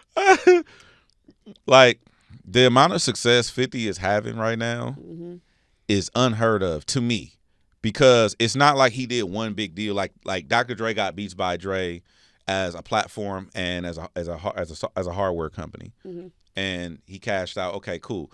By the way, congrats to Dr. Dre. They just recognized him as a Billionaires Boys in the Billionaires Boy Club recently in the recent Forbes list that came out. Yeah, shout out to Dr. Dre. Because the deal that they presumably had before, like, it didn't all go to him and it kind of got messed up, whatever the case may be. But now he's recognized from the whites and Forbes as officially a billionaire, right? It wasn't like 50 did a deal like that. Like, he did the vitamin water back in the day. We all know that. That was like $400 million or whatever, not counting his pockets.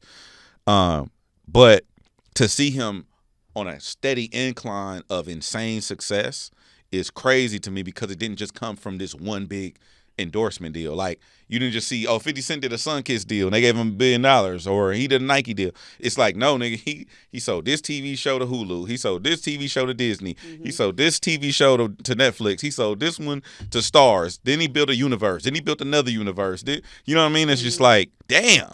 Yeah. To me, it's, and now he's got his own film and TV studio, which I just spoke on Tyler Perry's studios, and I'm a fan of these black entrepreneur men who are doing these things and making these strides, because now you can shoot all your shit on your own property.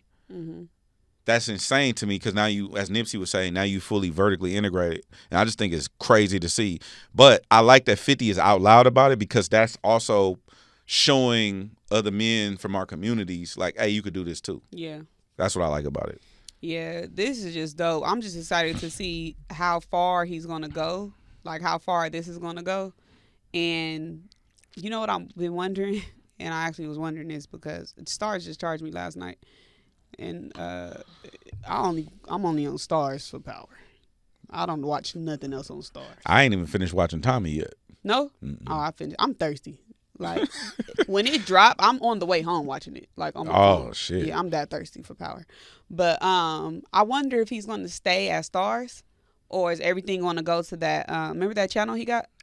Oh, he did. He does. But where is the channel at? I don't know, but I know what you're talking about. Because I'm sure he knows this, but I don't know if Stars knows this. We'll all leave and follow 50. Yeah. We're going to go exactly where power is. Yeah. And I think I'll pay more for 50's channel. So if 50 put all his stuff on his own, like you said, like a Zeus. Mm-hmm. So or like Ray J, like the Tronics network or something like that. So you said if 50 if he had This Is 50 as a network, as an app, and it was on television, it was on Roku, it was on everything, you think people would like $10 a month? Yes. $20 a month. Yeah, because he put out a lot of content. He has a lot of content. Especially if he bring that show, that Tariq and Tommy crossover show. Mm-hmm. Niggas paying for that. Yeah. I might pay for that. I'll pay for that. You know what I'm saying? I'll give a nigga $10. I would pay for each show individually. Damn. Yeah, like how iTunes is. Oh yeah, you thirsty. I'm thirsty. Damn. Yeah, for the Tariq and Tommy crossover, I'll get a nigga $15.99 a month. I'm just for the show. Just for the show. Yeah. Yeah. Yeah. For sure. Yeah. Because I need that. How about you? I need that one for sure. How about you? Okay, look, this was so crazy to me. Well, actually, let's go to rap. Let's go to rap. J. Cole. Oh, shit. J. Cole, I've seen fans say that they want to stop. They want these podcasters, media personalities, to stop putting a microphone in front of J. Cole. You know what the funniest one to me is the hoodie adjusting. You can see the counter they did of how many times J. Cole said boom, boom, boom. And how many times J. Cole adjusted his You want that? I'm not playing with you. I'm so freaking serious right now. When I was watching the Cameron interview, that's what let me know that J. Cole was a nigga. What? Because the way he tell his stories. Like so boom, boom, boom. So boom, boom, boom. That's regular. We start our stories off with, so all right, so boom. If I don't start the story off with, all right, so boom, yeah, it's not about to hit. All right, so why do we do that? I don't know. Professionally, I stopped doing it like on camera and stuff because it's not like obviously it's not elegant or whatever the case. But I guess neither is standing in the chair yelling, selling, shut the fuck up and rap. But all right, so boom.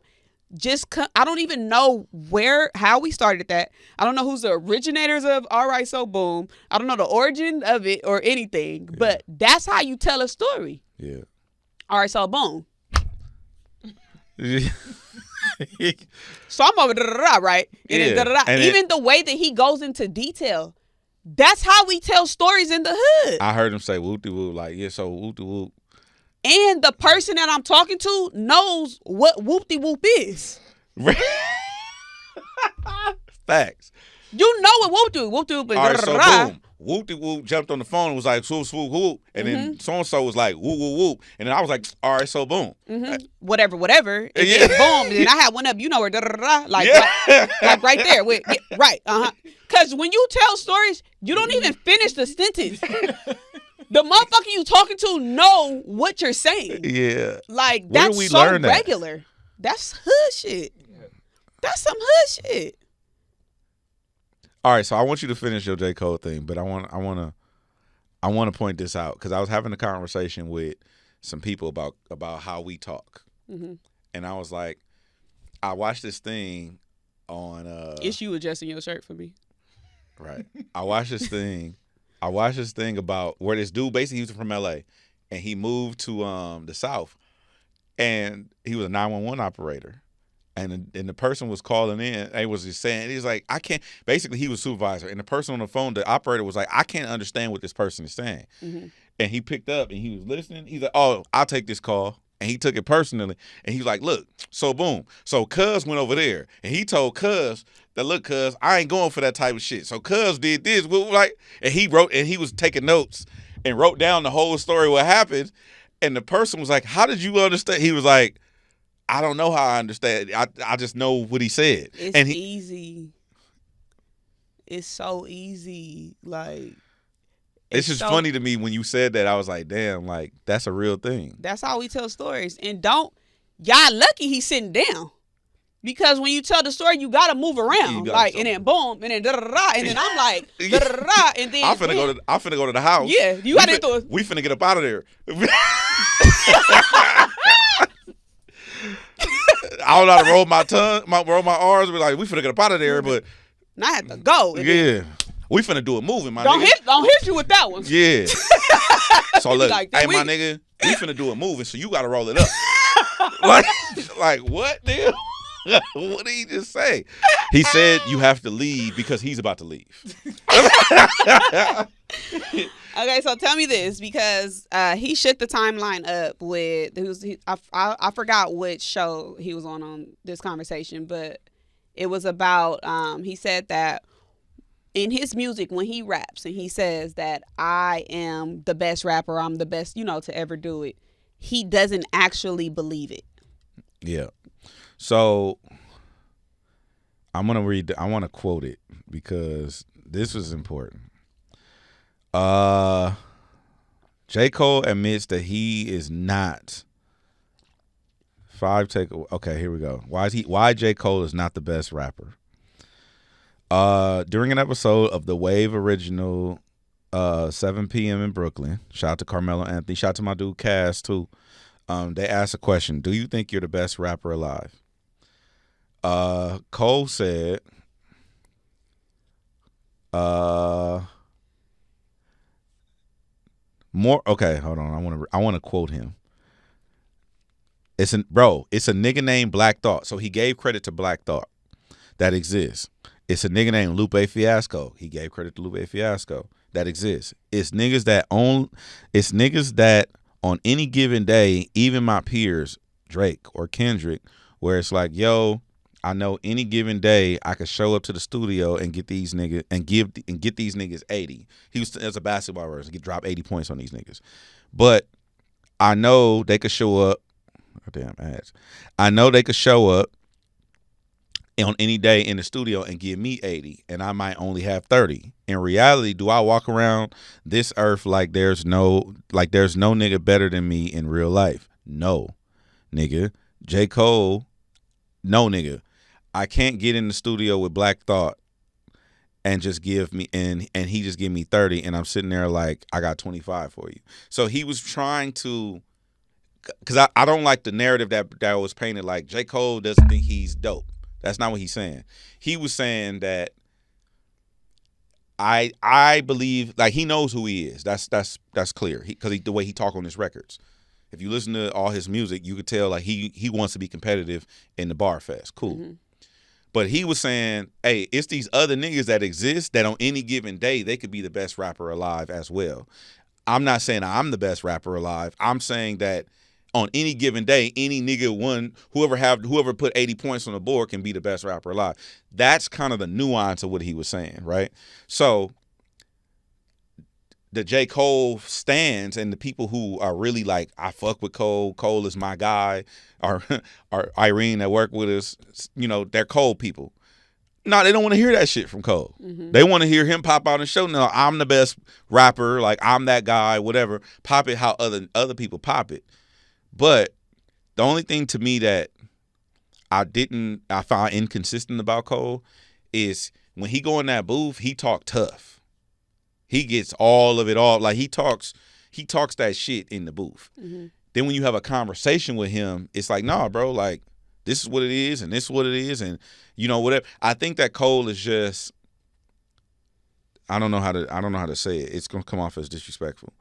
I think Cole is caught in this period of time where when he was coming up, it was like what you do in the booth is all that matters. Mm-hmm. And when you come out the booth, like I think Cole gets caught up between being Superman and Clark Kent. In real life, he's just Clark Kent. He really just want to be Clark Kent. Mm-hmm. He want to ride his bike to the Daily Bugle and do regular nigga shit, right? But it's like the people believe that they know you Superman already. Mm-hmm. So you go in the booth and you be Superman, you drop the music, and then you want to go back to being Clark Kent. I think that he doesn't realize you can't do that nowadays. Okay. Does that make sense? Everything you said makes sense. Okay. But I think that J. Cole is very, very self-aware. So you think he's more self-aware than I'm giving him credit for? I think he's self-aware. I think he's a human who realizes with this conversation itself, there are people that are better than me because there are people that I'm fans of. Got you. So I would never sit and say I am the best media personality, radio personality, when somebody who I look up to like Sway, Charlamagne, Big Boy, Angela Yee, Angie Martinez exists. Yeah, I feel you. You know what I'm saying? Like these other people who I look up to exist. So how would I say that I'm better than them when these are people that I'm fans of? That makes sense. This is not an iPhone. This is not an iPhone where one got better features than the other one, where it just keeps progressively, updating and stuff. We're fucking humans. Yeah. So as a human, I do know that there are people better. Okay, not me. If I ask myself, is it another bitch better than me in LA? It's not. Right. It's not. But in the world, it absolutely is, because there are other people who I admire. I admire Lauren LaRosa. Yeah. I admire, like I said, Angie Martinez, Angela Yee. Like, I admire these people. Yeah. So obviously, if these people have things that I like or that I think that I can work on or that are better, that'll be something that would make me better. So how can I look at these people who perform better than me in my eyes because I admire them and say that I'm the best? Mm. Do I want to hear a nigga go in the booth and say, yeah, I'm mid, I'm da-da-da? No, I want to hear you popping and say, right, you the best, that you the best rapper that exists, because that's you popping it. You telling your truth. Yeah. I mean, it's not your truth, but... It's cap. It's not your truth. It's cap, but it's a character. It's good. It's entertaining cap. Would that motivate you? Yes. If he said I'm mid? Oh, no. That wouldn't motivate me, no. When Jay-Z said one ain't enough, I need two. Yeah. I thought that too. Facts. I do need two of them. Facts. But if Jay-Z said, I really don't need two, I only need one because it's a better financial decision. I feel you. It's more cost effective if I get one. You get what I'm saying? I feel you. Like, I don't want to hear that shit. So the music is evoking a certain emotion that we need. Exactly. Right. Exactly. And Kanye said, we're all self-conscious. I'm just the first to admit it. Yeah. People on the internet have a problem with admitting that they're imperfect. And they want us as public figures to say that we're this. They want to see us pop it. They want to see us cuss people out. They want to see us get into it, all this shit. At the end of the day, we all breathe, bleed, and eat and shit the same. Yeah. So if he feels like that there's somebody that's better than him, that's because he look up to these people or he admire these people that he thinks are better than him. So I can't honestly say that I'm this or I'm that when there's another nigga that I look up to or that I admire. Yeah, they still around too. It ain't like they gone. Exactly. They still here. Exactly. What did stand out to me though, and I don't want to create no drama or no mess, but I've been noticing like when he talk about like, okay, I remember I don't remember where I saw it, but people were giving us saying that we be babying Cole, like we be kind of like coddling him and stuff like that. We as a culture or we as me and you? I think both. Oh, okay. Like just kind of treating Cole like he not a grown man with intention. Mm-hmm. To hold Cole accountable, in my opinion, it would be more like what you just said. Like, yeah, we want to hear you pop that shit in the booth. But then at the same time, it's like, how do you then do, like, can you do both? Can you come out of the booth and be like, that's all cap, like I'm selling music? I think that any person that knows how to fight can get beat up by somebody else. Agreed. But the nigga, if you know that there's somebody out here that can beat your ass, you're not walking around saying, I know it's a whole bunch of niggas that can whip my ass. You're going to say, nigga, what's up? Okay. You still gonna pop it. You're still gonna be aggressive and things like that. Like, but in the back of your mind, you know that whoop-de-whoop over there. All right, so boom, this is the same thing that we was. Yeah. All right, so boom. Finna get up over there. Whoop-de-whoop. I'm finna get up on this nigga. You know that the nigga squabble probably better than yours. Yeah. But you're not gonna say that. But in the back of your head, you know that, but you're still going to participate and perform and get cracking, you know? And that's probably the most hoodest example. So then what should Cole say in response to something like that? What should he say? So the question is, and I'm gonna ask you, you answer as that version of Cole. Okay. The question is, do you think you're the best rapper alive? Answer as Cole. Am I answering on a song or I'm answering in an interview? In an interview. No, because a nigga named Black Thought and Lupe Fiasco exist. Got you. On a song. Yes. That's confusing to most people. It should be. And a lot of niggas is rapping about guns and cars they don't have. Agreed. I agree with you. It should be. A lot of this shit niggas is saying in songs is not real. I agree with you. Niggas is rapping about. I know nigga rapping but you didn't catch. Okay, so this brings me to the next point. I think that Cole gets put on a different pedestal than other artists, like other rappers. Like niggas don't expect Cole to lie, even though Cole's human. And Cole will tell you, I'm not perfect. Dot has a whole song called Savior. Like, we're treating him saying I'm not the best rapper alive as him saying I'm not good. No. That was my opening statement. Is I agree with that. I'm not saying that he's not good. Not we, like me and you. Yeah, I know. We like a culture. Yeah, the culture is treating this like he's saying he's not that nigga. I disagree. That's not what he's saying. There's somebody that's better than me. Correct. That's all he's saying. They took it like that, but that's because they're emotionally invested, and that's my point. People are so invested in, I think, certain artists. I don't think that Lil Pump gets the same ado that Cole gets, where it's like, I can't believe Lil Pump would say that. He doesn't get that. I think there are certain artists, Cole, Dot, Drake, a couple other ones, who get that, where it's like, you don't really expect a nigga to be capping. You know what I mean? Like, and I think they've put themselves in those positions, and that's why they fight against it so hard, because it's like, Doc got the song, I'm not your savior. Like, I go to therapy. I got infidelity problems. Like he'll that's the whole Mr. Morale shit.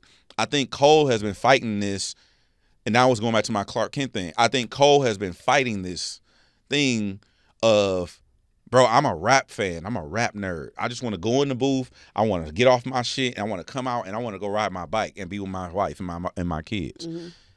I think that's the push and pull that he's having, and I think that's why this even became a story, is because people are so invested in the Superman in the booth that they won't let him be Clark Kent. Yeah. That's what I'm saying. Superman had weaknesses. Yeah. Yeah, kryptonite, but I don't know what that would be for Cole. I don't know. A rap beef? I just think that with public figures, or let's just say J. Cole specifically, with J. Cole, it's just like everybody's just so goddamn tough on him when he's actually speaking from an honest perspective. Like, if I'm honest with y'all and saying, now, if the cap was the storytelling, then that would be different. Like, nigga, that you didn't drive that car.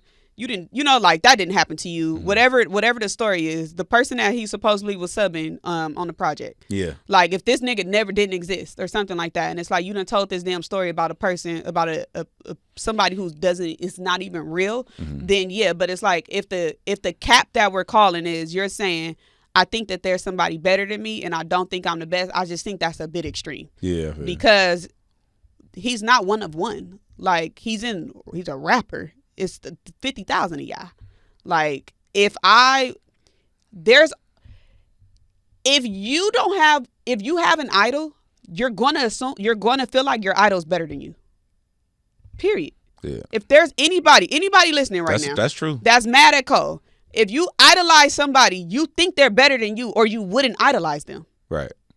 Because they would be beneath you. So if Black Thought, and I don't know if this is his favorite rapper, but let's say that Black Thought is his favorite rapper. If that's my favorite person and I look up to him, I admire him, I idolize him, whatever the case, then how would I be honest with myself saying I'm better than a nigga that I look up to? And you don't even believe that shit yourself. Exactly. Yeah. But if I'm rapping and I'm flexing, fuck you niggas, what he say? Just because you don't shoot the gun don't mean it ain't deadly. Like, if I'm getting shit off like that. But also, to me, J. Cole I was about to say something that was about to be crazy. Let me clean it up. Let me clean it. He's not an aggressive rapper. Bullshit. You think he aggressive? Cole be aggressive rapper, but it ain't tough talk. I think you mean tough talk. Okay, he's not tough. Yeah, he not a tough. He don't talk tough, but he's an aggressive rapper for sure. But he don't rap like I'm like, nigga, like I'm socking shit out. Nah. You know, like. I ain't never heard Cole rap about a fade. We just did. Yeah, he did. Well, I'm saying before that. Before that, yeah. Before this album, I ain't never. And this is his last album. Like, okay, he got that off. Yeah. You know what's so crazy? While we talking about J. Cole, I went back to J. Cole's catalog. I forgot how much of a fan I was early on. Mm-hmm. Lost Ones, Baby Girl, I Can't Imagine What It's Like for You. Like, I Got You Pregnant Outside There's a Life in You. Yeah. He was fucking cooking. He was cooking. I know you wondered if this gonna make me think about wifing you. Like, what he say? Like, if you have my first child, would I spend my whole life with you? That's a very freaking impactful song. I think. Okay, so let me ask you this then. What? A J. Cole versus. Oh God. We talked about it. Who? Wale. Oh, okay. I forgot about that. Cause Cole's catalog is extensive and it's dope. Like, I like Friday Night Lights. You went back through everything? I went back to the first one. And I listened to Come Up. I listened to Lost Ones. The Come Up, the Warm Up. I listened to Lost Ones 50 fucking times in the car yesterday. Damn. Yeah, I don't know. Do you have a favorite J. Cole album? Nay? Oh, probably. It's so tough because mine are controversial. People don't like mine. It's between 2014 Forest Hills Drive and is it For Your Eyes Only? I think that's what you like For Your Eyes Only? I loved For Your Eyes Only. I hated For Your Eyes Only. It was a lot of good storytelling and messaging in that one. That's why I like it. Like, it's really very. Most of those songs are because that's what Neighbors is on. Neighbors is on that. Like most of those songs on that The album Neighbors are very good storytelling albums where it's just like, oh, it's really creative and nice how you were able to sell this story, do this song. It's a fire song, and I can envision every single thing that you're talking about, and it's in a dope setup. That's the neighbors think I'm selling dope. Yes. Y'all remember when Ghost did the neighbors think I'm really Ghost? Well, motherfucker, 1, 2, I am. 3, 4, 5. Y'all never. You heard that before? Yes. Yeah. The neighbors think I'm really Ghost. Well, motherfucker, 10. I Cole am. got 10 solo albums. I am. Yeah, Wale is the best matchup for that. It's Wale. Yeah. All right, bet. It's Wale. He had me over there. I was 17. Listening to Lost Ones. You should listen to, it's on the Born Center album. You should listen to Sparks Will Fly with Janae. Is Born Center the one with the art? Is like it looked like a sketch, like cartoon. Yeah, That's when I fell off of him. Really? I liked Born Center. That's when all the he got the crown on and stuff. And the kids Yeah. that's when I fell off. Oh No. That's not that KOD. one. Not that one. Oh, Born Center is back in the day. Yeah. Back in the day. You talking about okay, KOD? okay. Yeah. Yeah. Okay. Anyway. So, some other music thing is Juvenile dropped his album. It's called Boiling Point. We was listening to some of it up here at the radio station. I'm really excited for Juvenile for a few reasons. One, I seen he announced his tour, which is fire. I gotta go see Juvenile perform. I went to go see him and Manny Fresh at the last one last year. They put on a fire show, like top tier show. Standout thing for this album for Juvenile is Birdman is all over this album. You would think this was a Cash Money. They actually have a song on here called The Reunion, but Birdman did the intro on the album. Manny Fresh is all over the album. BG is on the album. Jacquees is on the album, and then you also have Khaled and who else? D1 is on the album, which is interesting. And then also Meg Thee Stallion, but we be playing that song a lot up here. I'm excited for Juvenile just because, one, he's an outstanding performer, and there's a couple of joints on here. shout out to Juvie. So shout out to Juvenile. Go listen to that Boiling Point. It's out right now. So I have a report.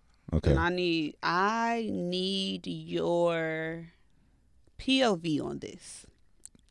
So according to Variety, a jury has ordered Meta and Google to pay $3 million to a 20-year-old woman who alleged that she became addicted to Instagram and YouTube as a child.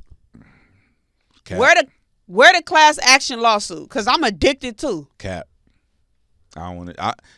I don't. I've been avoiding like this whole thing because to me it lacks accountability on the user end of things. It's kind of like you're probably too young to remember, and I'm probably gonna get flamed for this again, but whatever. There was this person who sued McDonald's back in the day for making them fat. Like, bro. I'm very surprised at your take on that because it's all about the facts. Okay, what are the facts? The facts is y'all made me fat. No, the facts is you brought your ass up here, kept buying Big Macs. That's the fact. And the food caused me to gain weight.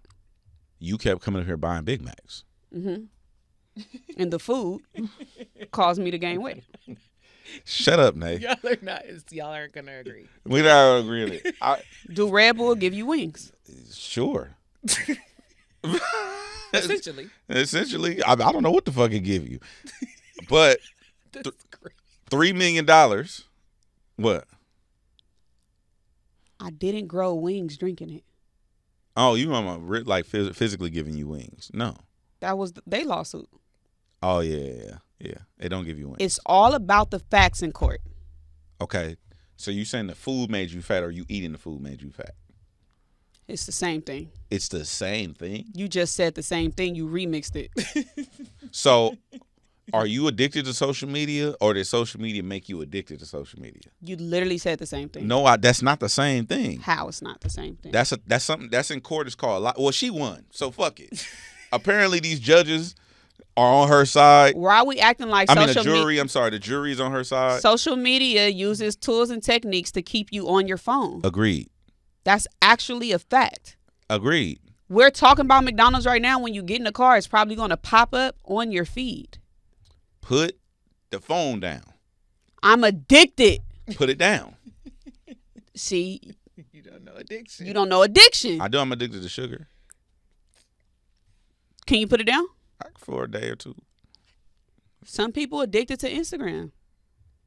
So you saying that the company is at fault? I could sue a company right now for making me addicted to sugar. You could try. If you can prove it. That's so stupid. You're able to prove that social media made you addicted to it because of the things that they have in place to keep you on your phone. Okay, so look, let me read a couple of bullet points. Do you know that your Twitter, if you go to the it's not called Explore side of Twitter. What is it called? Trending. The trending side of Twitter. If you go on that side, if I share, this literally happens to me every day. If I share one post about something, if I go back, it's going to be 50 more posts about the same thing. It's keeping me hooked. Agreed. And then what I'm going to do, share it again. What you going to do? You going to click on it. You might share it to somebody else. And then now your timeline is filled with it. The For You side. The For You side. Yeah, it's social engineering. On Twitter. Yeah. So they're actually putting things in place to keep you on the internet. That's why we have carousel posts now. Yeah. For you to continue to swipe over to keep you on the app. Agreed. That's why now it went from 10 carousel posts to 20. Agreed. Because they want to keep you on the app. I know. That's every app wants to keep you on the app. My point is, put the motherfucking phone down. They didn't create it for you to put your phone down. That's why you need to put your phone down. They didn't create it for you to put your phone down. Okay, so look, in this case, here we go. Meta was ordered to pay 70% of the damages, and Google is responsible to pay the remaining 30% of the damages. So out of that $3 million to a 20-year-old woman, Meta's paying 70% of that, and Google's. So that basically means that Instagram was more at fault than the other company, right? Mm-hmm. So if that's the case, where are the TikTok lawsuits? They probably coming. So we need to get ahead of this thing. I asked, where's the class action? No. Fuck you looking out for everybody else. We need to sue TikTok. I'm not addicted to TikTok. Nigga, you're not supposed to say that she fucked the play up already. Well, You don't even agree with it. It don't matter if I agree with it. You announced the play on live air. Yeah, you said what's up with TikTok. Nigga, Lee gave the play. you not finna fuck with my creator award. Hello. Okay? Hello. Are you addicted to the awards on TikTok? Hell yeah. See? So I'm cutting them clips. I cut them clips in my sleep. What you need? Motherfucker's working. Now we good. So now we can sue. I'm addicted to the money. And so if they didn't pay, then it wouldn't matter. You wouldn't care? Shit. I just got on Facebook today because I got a little money. I logged. That's it. They sent me some money. Yeah, Facebook paid They pay. better than everybody. Let me go give you some more clips. They paying. Facebook pay better than everybody. Yeah, I didn't know this. Yeah. I didn't even know this. Yeah. Trying to keep up. If you put native shit up on Facebook, they pay better than everybody. And you know why? To keep you here. To keep you on the platform. To keep you on the platform. So if I could prove, and you can prove that y'all doing this to keep me on the platform, if I can prove that, I'm sure that there's some formula within the app system that her legal team was able to prove that they put in place to intentionally keep you hooked on the app. Mm-hmm. You fucking won. Okay, so this is we need to figure out what our move is, because if I can't beat them, then we finna get rich off of them. Who you gonna try to beat though? Cognitive thought process of people rationalizing that they have their own addictions and need to get off social media. It's like you driving your Tesla and you got it on auto and it rams into the back of a car. I'm at fault. You at fault? Yeah. No, you're not. Your car is on autopilot. I'm still at fault. It's saying the fine print, like if I put my car driving by itself, I'm still at fault until they change to level 5. If your car crashes on autopilot, you're at fault? Yeah. You're about to make me call you something. What? No, you're not at fault. Why? It's on autopilot. I'm talking about legally, I'm still at fault. Okay. You're responsible for the car that your car hit. Yes. Can you sue Tesla? No. Yes. Mm-mm. They put it in the thing. Google right now Tesla lawsuit for cars then. Tesla lawsuit. You can't tell me. That don't even make sense. They suing Uber for catching STDs when they fucking in the back of an Uber. Really? Yes. Look that up. Bitch caught an STD and sued Uber or Lyft. One of them. Yes. It's not your fucking fault. Did she win? She won. Oh yeah, somebody won a lawsuit. Jury finds Tesla autopilot defective and landmark 243 million verdict against Tesla. If my car get broken into right now in front of my apartment, my home renter's insurance has to pay for that. Agreed. That's not their fault. My car. Yeah, I'm about to go look into my coverages and see what I You leaving money on the table. You leaving money on the table. I just found out. I started going to the gym because I found out my insurance paid for it. Oh yeah. I didn't know. Out here doing everything right. They do that. I'm literally doing everything. You did everything right. You didn't think you could sue Tesla, nigga? I didn't know. I wish I could tell you who I sued, boy. So yeah, you got your cards. You got your shirts for sale. Not that one, the other one. You got your shirts for sale. Shirts for sale. Plug the shirts. GinaViews.la. Y'all is getting y'all shirts in the mail. So tag me. Shout out to the people that have been tagging me, but y'all been getting y'all shirts in the mail. I see it say delivered. Tag me in that motherfucker. Tag her in the shirts. And thank you for purchasing shirts. And then go get the card game, wholefashions.com. Make sure you do that and hit that subscribe button. Roll to 50. Help us get to 50. We have 41 right now. Hit that subscribe button and share. You know what I'm saying? If you in the chat, share the link. Post it on Instagram, Twitter. Whatever platform you're addicted to, share it on there. We appreciate you. We'll see you next week. It's effective immediately.